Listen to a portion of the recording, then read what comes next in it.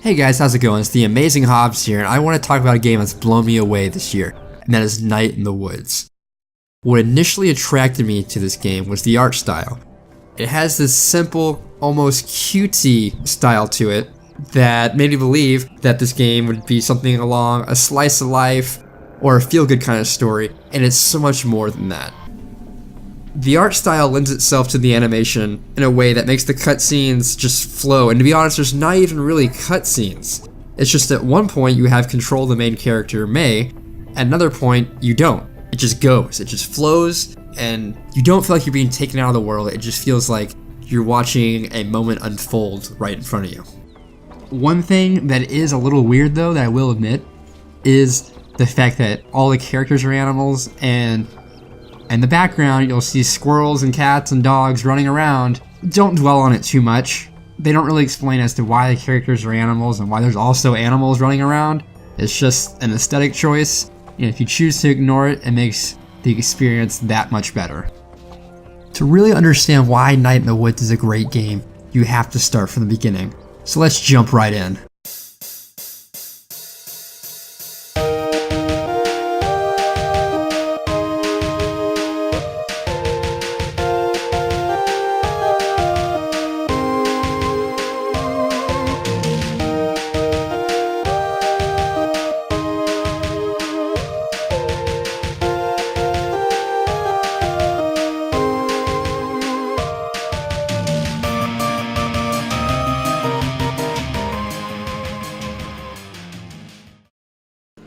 Night in the Woods is a game that stars Mae Borowski, a 20-year-old something college dropout with a bit of a rebellious streak. And astral projection powers?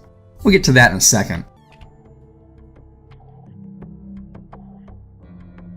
The game begins when Mae returns home to the town of Possum Springs and arrives at the bus station to find no one. It's during these early moments of the game we're introduced to how the game actually functions. An icon will appear in the world, and by interacting with it, you can hear one of Mae's cynical inner monologues, or you can talk to someone in the world and hear their side of things. Another thing that's introduced early on is the triple jump. You know, the one from Mario. Well, Mae can do that too. It's just a 1, 2, 3. Now, even though Night in the Woods is not very mechanic heavy, it's still a very deep game. And most of that comes from the narrative. To pick up from where we left off, Mae is abandoned at the bus station with no one to be found and is forced to walk home. On her adventure home, she stumbles through a very trashy forest that she describes as dank, and ends up in the playground where we learn the triple jump mechanic and are also introduced to her journal. Mae's journal catalogs her adventures throughout the entire game, and unfortunately cannot be filled up in one go. The reason being is the game is all about choice.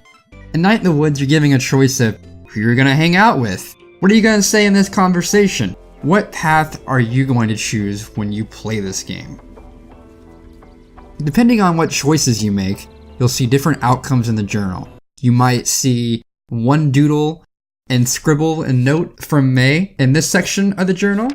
And if you choose another path, maybe you see more of that same doodle. Maybe she adds more to it, or maybe she scratches it out. I can make a whole video about why I love the journal in Night in the Woods. I will say one last thing, and that is I feel like it gives such a interesting perspective on the town of Possum Springs, because you're seeing everything through Mae's eyes, and you get to kind of get a secondary perspective after an event happens. But back to the story. So right after we're introduced to the journal, Mae decides it's a good idea to transverse a telephone wire that we've been standing on, only to fall up and be discovered by her aunt, who just happens to be a cop. Of course, Mae's aunt takes her home, where she quickly discovers that due to a small miscommunication, she was in fact not abandoned at the bus station. Mae decides to let the fact that she was abandoned go and have a good night's sleep. In the morning, we're greeted by our mother, who informs us that our best friend Greg now works at the Snack Falcon. To be honest, Greg doesn't care why Mae's back. He's just ecstatic that she's returned. And it's in these initial moments we get a little insight on what kind of character Greg is. And that's one of the things that Night in the Woods does really well, is you're introduced to a character and you get a very good sense of who they are because of their vocabulary and the dialogue choices that are thrown at you throughout this game. There's no, what would this character do in this situation? You have a pretty good understanding. Now, that being said, Greg is very unpredictable, so he kind of is the exception to the rule of what would Greg do in this situation? There's a thousand possibilities where with characters like Bea and Angus, who I'll talk about in just a second, you have a more grounded view of how they would interact with the world of Possum Springs. The player first encounters Bea and Angus when Greg invites May to come join along in band practice. Bea, short for Beatrice, is very standoffish, and we learn why she has such an issue with May later on in the story, and I don't want to go too much into it, because the relationship between May and Bea is one of my personal favorite parts of the game. It's such an interesting plot point, and I don't want to spoil it for anyone. So when you play this game, if you want to explore that avenue, I highly encourage it because it's very rewarding, and I love the story between these two ladies. Angus, on the other hand, is more of a silent, strong type. He doesn't always say much, but when he does, it's always something of meaning or of value. There's not really a bunch of nonsense, whereas Greg is kind of the complete opposite. So I guess this is one of those situations where opposites attract. As the player progresses through the game, you learn more about the colorful cast of characters that Night in the Woods revolves around. And that's one of the things I would say is the main theme of Night in the Woods, is the relationships. Some romantic, some platonic, but as I mentioned before, the game is all about choice. And throughout the game, you choose which relationships you want to develop. This isn't a dating sim by any means, but depending on who you decide to spend your day with, you'll see different outcomes in the story. I already mentioned how the journal details these events throughout the game, but I do want to emphasize on the fact that choice is a major factor on how you experience Night in the Woods. Of course, there are other ways to experience what makes Night in the Woods great. Choice is definitely one of them, but there are a lot of activities that make this game kind of stand out. One of them is band practice. As I mentioned before, Greg invites you to band practice where you first meet Bea and Angus. There are a total of 3 band practices throughout the entire game, which results in May having to play stand-in bass while the player participates in a Guitar Hero-like minigame. It's nothing crazy like Through the Fire and Flames, but it's an interesting touch that makes the game a bit more interesting. There are tons of other activities like this throughout the game, some being puzzle-like, others being more timing-based. But one thing that's really cool about Night in the Woods is that there's actually another game hidden within the game. On the day after band practice, when May opens up her laptop to try and get reconnected with the world, she realizes her laptop has become infected with multiple viruses and seeks out Angus, making the assumption that he is good with computers. Now, she's not wrong, and Angus does fix her computer, but not only that, he gives May the installation files for another game that can be played in Night in the Woods. Now, bear with me, this game has a very long title. It is Ancient Doomspire Demon Tower Part 4 Slaughter of the Blood Thief. Totally didn't read that off the screen. We'll call it Demon Tower for short. Demon Tower is about the Pale Cat who must ascend the Demon Tower and defeat the evil within.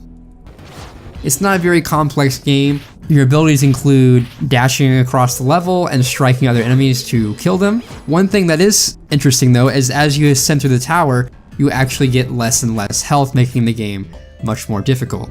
There's also a hidden ending within the game where if you choose one route instead of another, you are able to access a secret ending, therefore getting the good ending where Pale Cat succeeds. This is just another reason that Night in the Woods is an awesome game, because you get 2 game experiences for the price of 1. You get the story of May and her friends, but you also get the story of Pale Cat and their quest to ascend the Demon Tower. Now, I don't feel like Demon Tower is put in Night in the Woods on accident. I really feel like it was put there as a metaphor for what May goes through in this game. And maybe I'll make a video about that because I feel like it's a really interesting theory that I haven't heard a lot of people talk about. Speaking of things not being talked about, I'm sure at this point you're wondering, where's the astral projection? After Angus fixes May's laptop and the player discovers Demon Tower, Greg mentions a party and asks if May is going. The gang arrives at the party where May unfortunately gets extremely intoxicated and makes a fool out of herself. B takes May home, and on the ride, May continues to make a fool out of herself until she passes out. She then has a very strange dream that at first I initially wrote off as, well, she had a strange dream because she's intoxicated. It's happened to many people where because you have a different chemical going on in your body and brain, it affects the way your dreams play out. That was my initial reaction.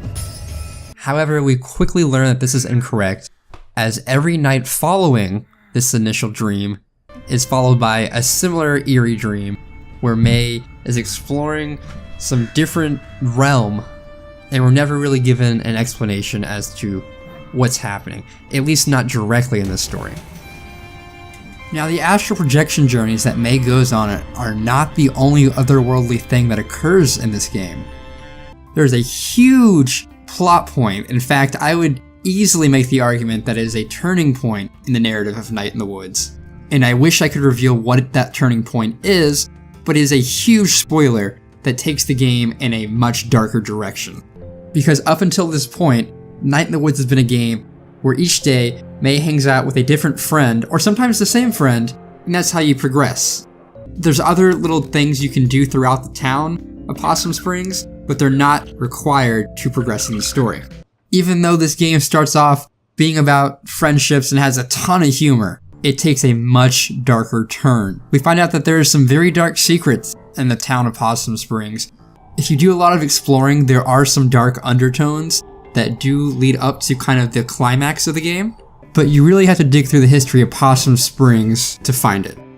So to kind of sum up everything that we have so far, what makes Night in the Woods great is the aesthetic, the relationships you can build with your friends and family, the fact that you can choose how the story plays out.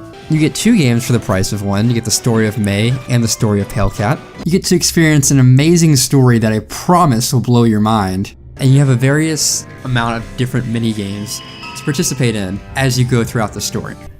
So if those things all sound great to you, then go out and buy Night in the Woods, and in the comments below, let me know what you thought of the game.